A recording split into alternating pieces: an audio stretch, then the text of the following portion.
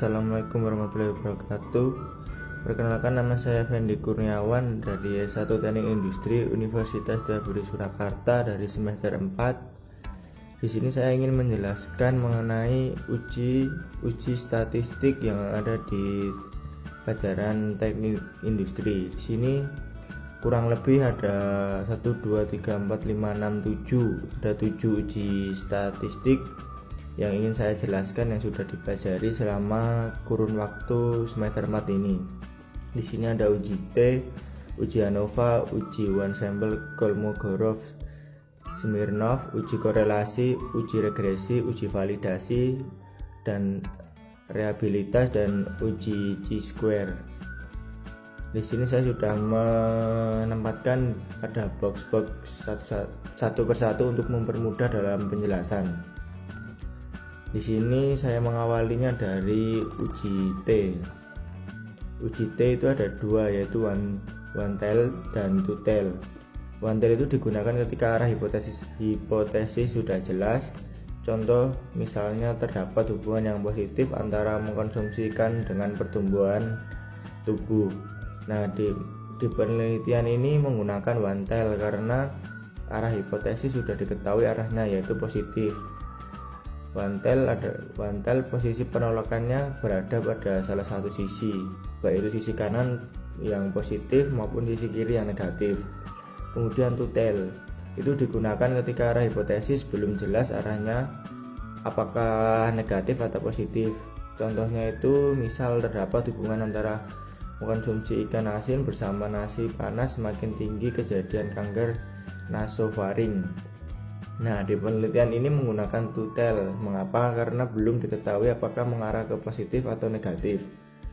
Two tail itu posisi penolakannya berada pada kedua sisi, yaitu kanan dan kirinya. Kemudian di sini juga ada 3 uji, yaitu uji one sample t-test, uji independent t-test, dan uji paired t-test. Nah, pada uji one sample t-test ini prosedur uji T untuk sampel tunggal jika rata-rata suatu variabel tunggal dibandingkan dengan suatu nilai konstanta tertentu.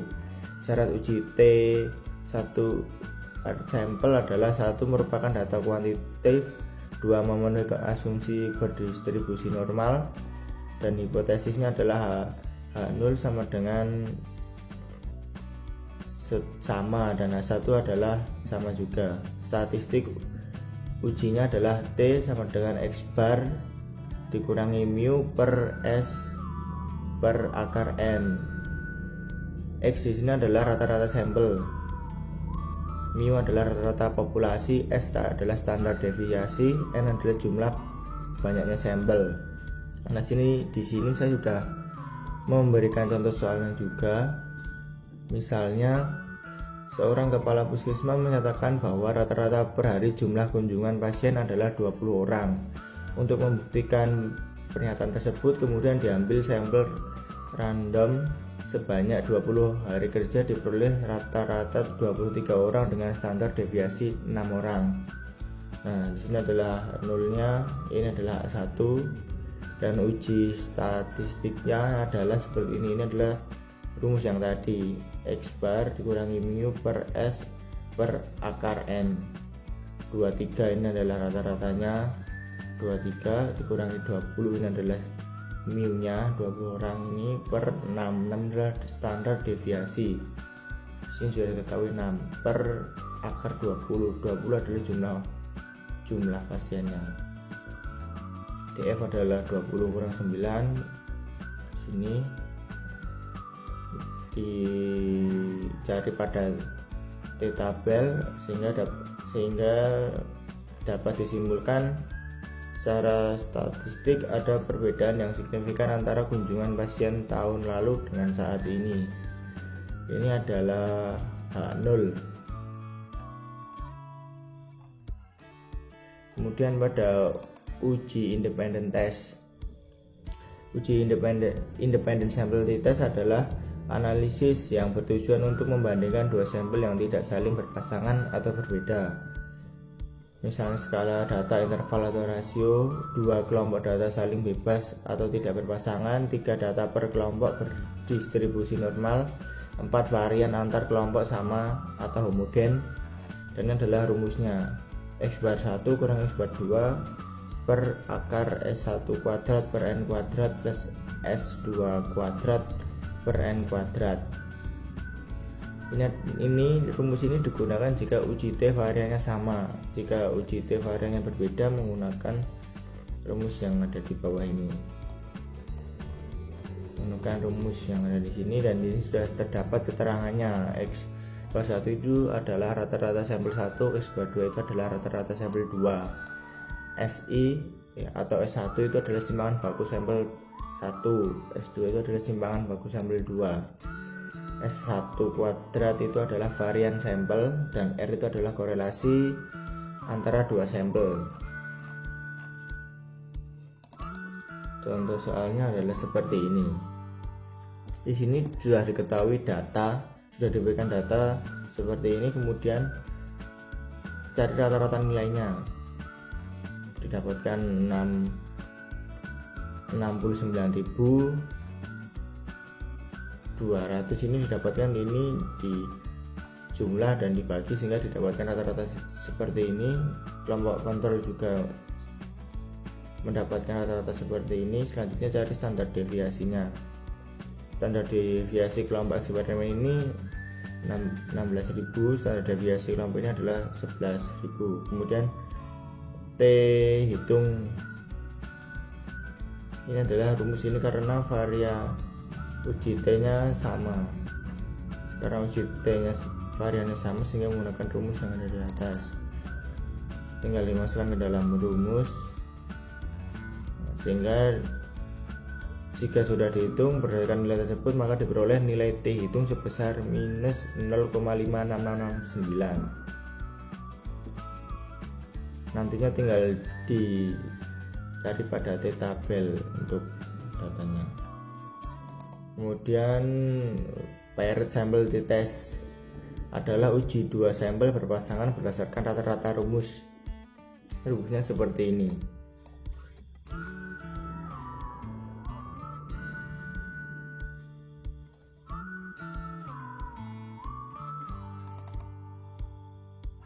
Kemudian contohnya adalah ini.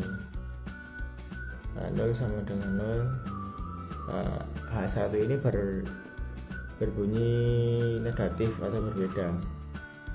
Jika diketahui data seperti ini, A, B, C, D, E sampai I, new word swiring D, sehingga kita dapat mencari D nya dan D kuadrat seperti ini. D ini didapatkan dari swiring dikurangi neutral word. Di sini kan 7 dikurangi 9 kan min 2, di sini 6 dikurangi 8 kan min 2, dan pada D kuadrat ini, pada D hasil D ini dikuadratkan sehingga mendapatkan 4, 1, 16, sehingga kita jumlah ini dapat 18. Pada D kuadrat ini mendapatkan nilai 68. Kemudian ini dibagi ini, tinggal dimasukkan ke dalam rumus. S kuadrat SS 32N min 1 ini adalah 8, 9 kurang 1 8, 32 dibagi 8 dapat 4. Kemudian SM ini adalah akar S kuadrat per N, di sini 4, akar 9 dapatkan 0,666. Sini tinggal masukkan pada T nya sehingga mendapatkan nilai min 3,00. Dihitung pada T tabel sehingga mendapatkan nilai min 2,306 dan plus 2,306. Karena ini tutel sehingga daerah penolakannya atau daerah penemuannya ada dua, yaitu kanan kiri. Di sini ini adalah H0 atau daerah penolakannya. Nah, itu tadi adalah uji T. Nah, di sini jika menggunakan cara cepat atau menggunakan kalkulator, ketika nantinya sudah diketahui berapa jumlah sampelnya kan tinggal dicari df nya. Df adalah jumlah sampel dikurangi 1. Misal ini dapat df nya 4, kemudian alfanya 0,05, tinggal dimasukkan ke dalam kalkulator eval. Nah, di sini tinggal dimasukkan degree of freedom adalah df nya, signifikan level adalah alpha level, tinggal dimasukkan 4 dan 0,05 sehingga langsung diketahui seperti yang ada di sini. Nilai T pada tutel plus minus 2,7763 dan nilai T pada wantel adalah 2,1318. Ini jika menggunakan kalkulator T kalau menggunakan cara cepat. Nah, ini tadi adalah penjelasan mengenai uji T. Kemudian di sini ada uji ANOVA. Uji ANOVA ada dua, yaitu one way ANOVA dan two way ANOVA. One way ANOVA ini digunakan untuk menguji hipotesis komparatif rata-rata K sampel bila pada setiap sampel hanya terdiri dari satu kategori. Hipotesisnya seperti ini. Satu titik mu sama dengan mu2 sama dengan mu3. Ini tadi adalah H0, di sini adalah H1 nya. H1 titik 2 mu different mu2 different mu3. Kemudian di sini adalah two way ANOVA, digunakan untuk menguji hipotesis komparatif rata-rata K sampel bila peneliti melakukan kategorisasi terhadap sampel. Hipotesisnya seperti ini. H0 mu sama dengan mu2, A1 mu A1 different mu A2. Nah, ini adalah tahap one way ANOVA. Tahap one way ANOVA ini adalah satu, menentukan K atau banyaknya perlakuan, B tentukan N atau banyaknya sampel, C hitung jumlah kuadrat total dengan rumus ini SST sigma X IJ kuadrat dikurangi sigma TJ kuadrat per N. Kemudian hitung jumlah kuadrat pelakuan dengan rumus di bawah ini. Kemudian cari F, hitung dengan menggunakan rumus yang tertera pada tabel. Ini ada DF, SS, MS dan F hitungnya. F hitung MSB per MSSE. Nah, untuk contoh one way ANOVA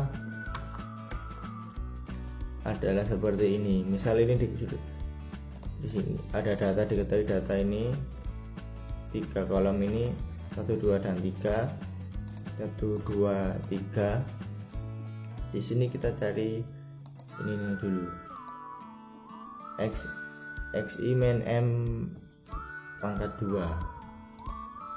Ini di sini. Sehingga dapatkan nilai 9. Pada tabel 2 mendapatkan nilai 1, pada tabel 3 mendapatkan nilai 9. N ini adalah jumlah sampelnya dari ketiga tabel sini terdapat 24 sampel. G ini adalah jumlah dari ini M nya. Modal total X akar pangkat 2 0 between. Nah, di sini kan DF total itu tadi kan 24 dikurangi 1, 23. Between treatmentnya itu ada 2. Kemudian D within treatment itu adalah DF dikurangi between treatment, 23 dikurangi 2, 21. Kemudian alpha levelnya itu 0,05. Karena tidak diketahui maka diasumsikan dengan 0,05. Kemudian dihitung pada nilai F nya. Ini selanjutnya Ini adalah contoh mengenai one way ANOVA. Kemudian pada selain one way ANOVA, kemudian ada two way ANOVA. Ini adalah tahap two way ANOVA, mengidentifikasi dengan sampel ANOVA, dua mencari SS total dan SS atau between treatment. Kemudian pengujian ANOVA dua arah mempunyai asumsi satu, populasi yang diuji berdistribusi normal, dua, varian atau ragam dan populasinya yang diuji, tiga, sampel tidak berhubungan satu dengan yang lain. Ini adalah rumus untuk mencari dengan tahap 2 ANOVA. Lalu 1 SS between treatment, kemudian SS within dikurangi treatment, ini adalah sigma dari SS atau inside each treatmentnya. Di sini ada, kemudian setelah uji T dan uji ANOVA ada uji one sample Kolmogorov-Smirnov. Nah, uji Kolmogorov ini adalah konsep dasar dari uji normalitas. Kolmogorov-Smirnov adalah dengan membandingkan distribusi data yang akan diuji normalitasnya dengan distribusi normal baku. Distribusi normal baku adalah data yang telah ditransformasikan ke dalam bentuk z-score dan diasumsikan normal. Jadi sebenarnya pada uji Kolmogorov-Smirnov ini adalah uji beda antara data yang diuji normalitasnya dengan data normal baku. Nah, ini adalah keterangannya. Jika P kurang dari 0,05 maka distribusi data tidak normal. Jika P lebih besar sama dengan 0,05 maka distribusi data adalah normal. Ini adalah rumus untuk mencari pada uji Kolmogorov. Nah, misal ini nantinya ada datanya di sini, nanti kita mencari Z, FT, FS di sini. X ini adalah angka pada data, nanti dimasukkan di sini. Kemudian Z ini adalah angka bakunya dengan rumus ini. Data dikurangi jumlah data dikurangi S. S ini adalah simpangan baku. FT adalah probabilitas kumulatif normal, FS adalah probabilitas kumulatif empiris, S ini adalah simpangan baku. Dan di sini untuk data di sini adalah data harus diurutkan terlebih dahulu sebelum dihitung.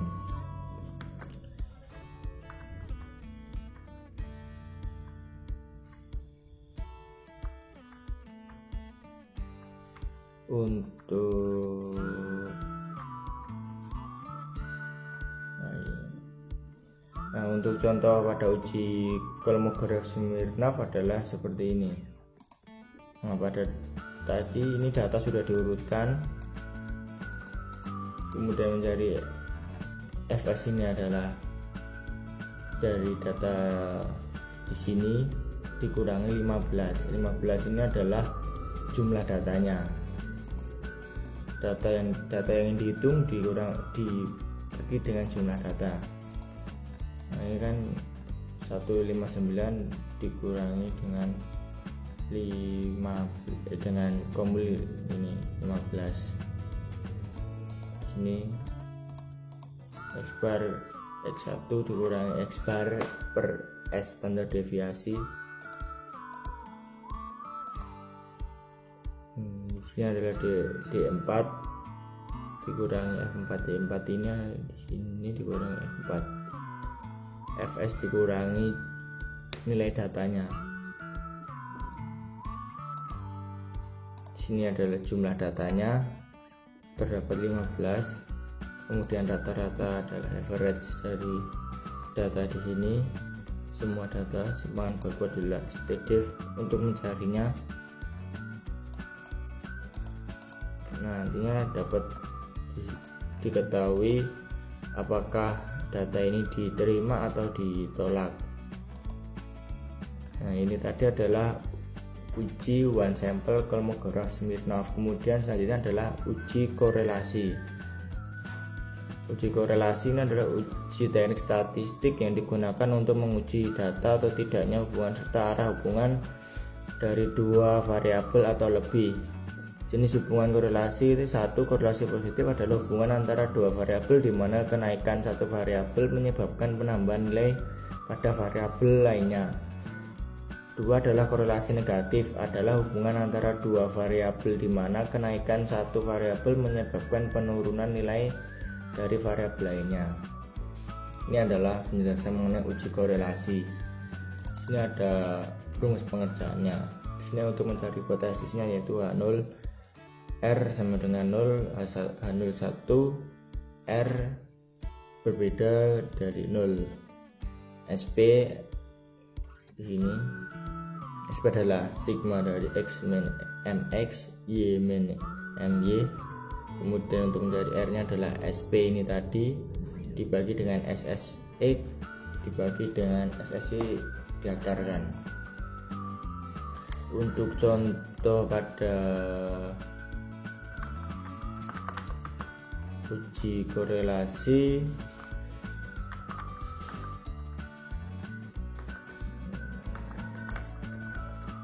nah ini adalah contoh dari uji korelasi. Nah, misal datanya ini ada dua X dan Y.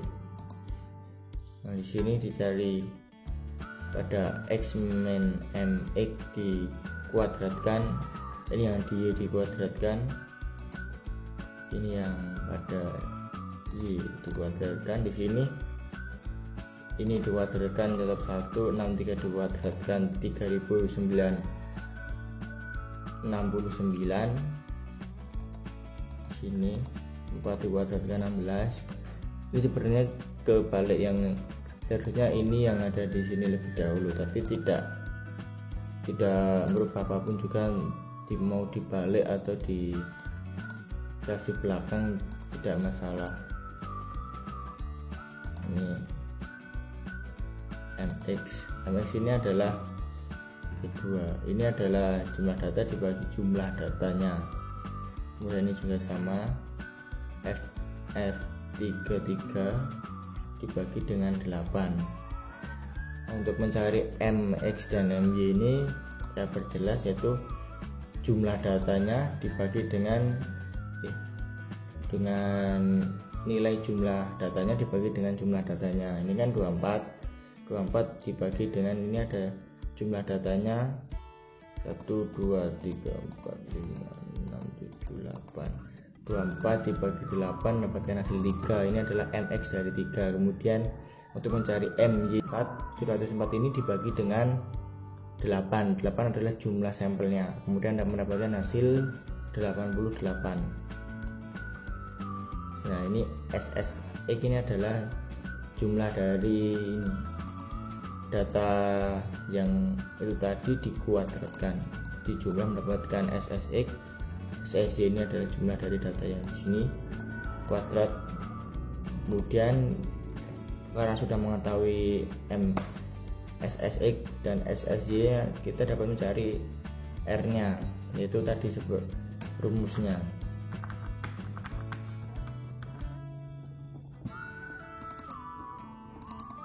Rumusnya adalah SP per akar dari SSX dan SSY sama E39. Nah di sini kan adalah SP nya, SP dikurangi dengan SQRT.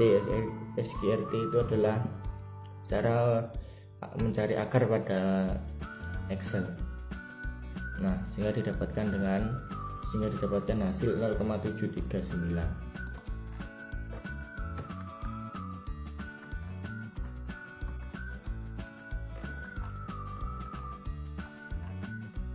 Nah, kemudian ada uji regresi. Uji regresi adalah metode untuk menentukan garis paling pas melalui serangkaian data. Garis ini disebut garis regresi. Y adalah nilai Y yang diprediksi oleh persamaan regresi untuk setiap nilai X. Y min Y sig adalah jarak dari setiap titik data dari garis regresi, atau adalah kesalahan prediksi. Rumus pengerjaan pada uji regresi adalah seperti ini. B sama dengan SP min SSX Y, atau R sama dengan SY per SX. Persamaan garis regresi adalah Y sig sama dengan BX plus A. SP ini adalah jumlah produk dan base pada jumlah kotaknya.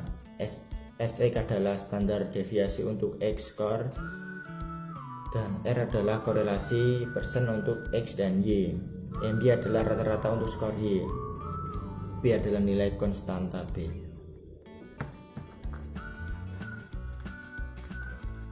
Nah, ini adalah contoh dari uji regresi pada XL. Nah, B nya ada 3, A 4. Berapakah nilai Y dan X sama dengan 7? Karena tadi untuk mengetahui persamaan garis regresinya adalah Y sig sama dengan BX plus A, seperti ini. Nah, di sini adalah datanya, misal diketahui data A, B, X dan Y. Nah, ini kita dari X min MX, kemudian dari yang di sini MX adalah sama seperti tadi, adalah jumlah data. Misal jumlah data X dikurangi dengan jumlah sampelnya, sehingga didapatkan 9,3 sehingga didapatkan min 32,5 pada sini 0,46. Kemudian tiap-tiap nilai sampel ini dikuadratkan sehingga mendapatkan hasil yang ada di sini, kemudian dikurangkan sehingga mendapatkan hasil yang ada di sini.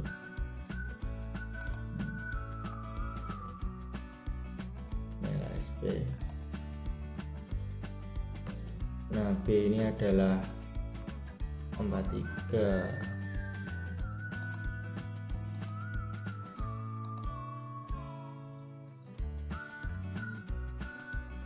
B untuk mendapatkan nilai B ini adalah SP dikurangi dengan SSX, dan A ini adalah pada B ini tadi.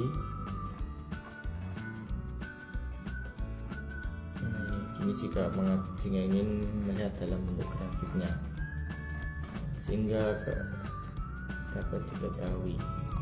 Ini dia, karena sudah mendapatkan nilai B dan A nya, sehingga dapat diketahui persamaan hasilnya, yaitu Y sama dengan min 0,0443 X plus 11,9794. Ini tadi adalah contoh pengerjaan pada uji regresi. Kemudian uji validasi dan reliabilitas. Uji validitas dan reliabilitas ini adalah sebuah uji ketepatan, ketelitian, atau kevalidan suatu alat ukur dalam mengukur apa yang sedang ingin diukur, misalnya mengukur berat badan menggunakan timbangan atau sebagainya. Nah, sedangkan uji reliabilitas adalah sebuah uji untuk menunjukkan sejauh mana kevalidan hasil alat pengukur tersebut. Ini adalah rumus validasi, uji validasi.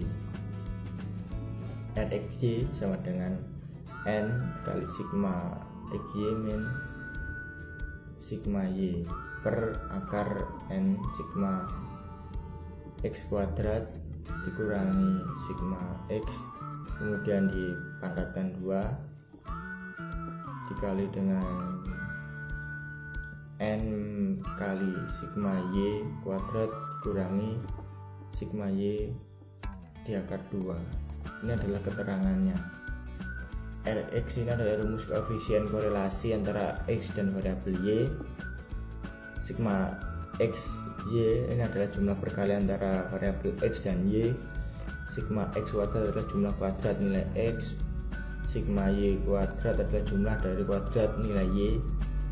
Kemudian dalam kurung sigma X akar pangkat 2 adalah jumlah nilai yang kemudian dikuadratkan, kemudian yang Y sama. Ini adalah rumus validitas. Kemudian untuk rumus reliabilitasnya seperti ini. R11 sama dengan dalam kurung n per n-1 kurung tutup, kemudian kali kurung buka 1 min sigma A T kuadrat per T kuadrat. Nah, ini adalah R11 adalah reliabilitas yang dicari, n jumlah data, jumlah varian, kemudian varian total. Ini adalah rumus reliabilitas. Kemudian untuk contoh uji validitas dan reliabilitas adalah seperti ini. Misal diketahui data seperti ini.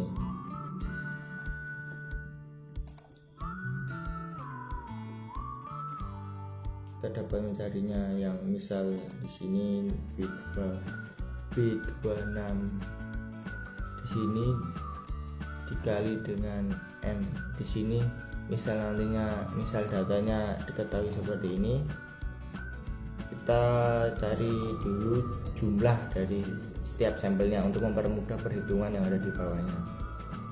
Nah, ini cukup zoom di sini sehingga didapatkan ini 44. Jumlahkan di sini dapat 44 sampai sampel terakhir sehingga nanti mempermudah dalam perhitungan yang ada di bawahnya. Di sini adalah nilai dari tabelnya adalah 4, kemudian dikali dengan jumlah sampelnya pada tabel ini 44 dikali 4 sehingga mendapatkan nilai 176. Begitu seterusnya hingga semua nilai tabelnya dapat diketahui. Kemudian untuk yang di sini adalah nilai ini dikuadratkan karena sesuai untuk mempermudah pada perhitungan yang ada validitas maupun reliabilitas. Di sini kan tadi kan untuk mempermudah perhitungan yang ada di sini. Nah, setelah dikuadratkan, dijumlahkan, kemudian didapatkan ini sigma X, sigma Y, sigma X dalam kurung pangkatkan 2. Nah, setelah diketahui seperti ini, kita dapat mengetahui uji validitasnya. Nah, untuk editungnya adalah kita bisa masukkan rumus Corel. Itu kita blok dari A92 ini sampai L103 untuk mengetahui yang valid, sehingga didapatkan 0,95 di sini. Di sini untuk pada B ya, dari B ini blok semua tiap-tiap satu ini sehingga semua didapatkan R hitungnya. Ini adalah nilai pada R tabel. Kemudian untuk menguji kriteria apakah valid atau tidak dapat digunakan rumus sama dengan if kurung tutup C 100 ini 106. Ya, ini C ada if jika nilai R hitung ini adalah lebih besar dari 107 maka valid. Nah, karena di sini adalah karena pada C 106 ini adalah lebih besar daripada C 107, ini adalah lebih besar dari sini, maka ini adalah datanya valid. Kemudian 0,96 lebih besar dari 0,5, datanya adalah valid. Sini juga begitu juga pada uji reliabilitas. Nah, itu tadi adalah penjelasan dalam uji validitas dan reliabilitas, uji validasi. Kemudian uji yang terakhir adalah uji chi-square. Nah, uji chi-square adalah salah satu jenis uji komparatif non parametris yang dilakukan pada dua variabel, di mana skala data kedua variabel adalah nominal. Apabila ada satu variabel dengan skala nominal, maka dilakukan uji chi-square dengan merujuk bahwa harus digunakan uji pada derajat yang rendah. di sini ada rumus pengerjaannya. Nah, rumus pengerjaannya adalah yang misal nanti ketentuan yang, dan ini adalah ketentuan yang menyatakan ada tidaknya dalam pengambilan keputusan pada uji square adalah bila harga G2 X2 tabel G2 hipotesis 0 ditolak dan hipotesis alternatif H1 atau HA diterima bila harga G2 X2 itu lebih kecil dari tabel G2, hipotesis H0 diterima dan H1 ditolak. Ini adalah lebih besar, karena ini lebih besar, H0 nya ditolak. Jika lebih kecil, H0 nya diterima. Lebih besar dan lebih kecil.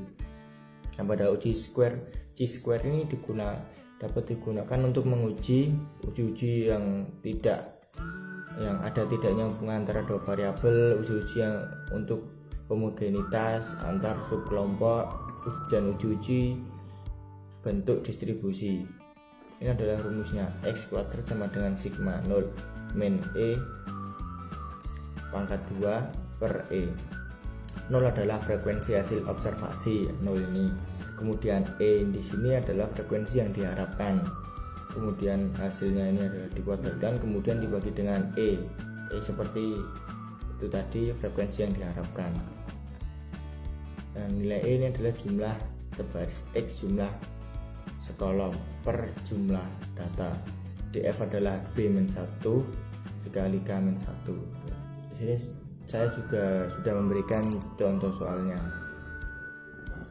Nah, misal ada sebuah soal survei di sebuah desa yang mempunyai sampel 120 orang, dari 50 itu asupannya lauk dan 70 lauknya kurang. Kemudian HP ternyata 50, di sini 70. Nah, seperti jika ada soal seperti ini, kemudian kita cari hipotesisnya H0. P1 ini sama dengan P2. Tidak ada perbedaan proporsi anemia pada kedua kelompok tersebut. Nah, ini A1 ini A1 sama dengan P1 P2, ada perbedaan proporsi anemia pada kedua kelompok tersebut. Nah, A1 ini adalah intinya itu A1 adalah berbunyi negatif. Kemudian pada perhitungannya di sini, ini nanti itu kategorinya. Nah, ini kategori yang didapatkan, kemudian kita masukkan ke dalam rumus. Nah, karena ada sampel-sampel yang berbeda, di sini ada 01 ini 20, maka pada di sini ada 70 dikurangi 50 itu 30 dikurangi 120 dapatkan nilai 17,5. Ini untuk jika sudah diketahui nilai nolnya, kemudian kita cari X nya. Jika sudah dapatkan nilai 0 dan X nya, sehingga dapat dimasukkan pada tabel ini. 1, 2 ini adalah alfa.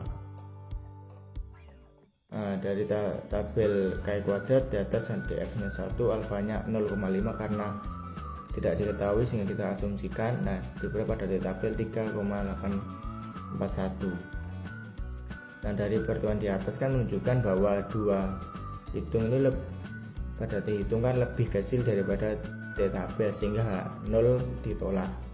Sehingga dapat disimpulkan tidak ada perbedaan yang bermakna proporsi antara kedua kelompok tersebut, atau dengan kata lain tidak ada hubungan antara asupan lauk dengan kejadian anemia. Nah, cukup sekian penjelasan materi uji pada statistik industri yang dapat saya sampaikan. Terima kasih, semoga bermanfaat. Wassalamualaikum warahmatullahi wabarakatuh.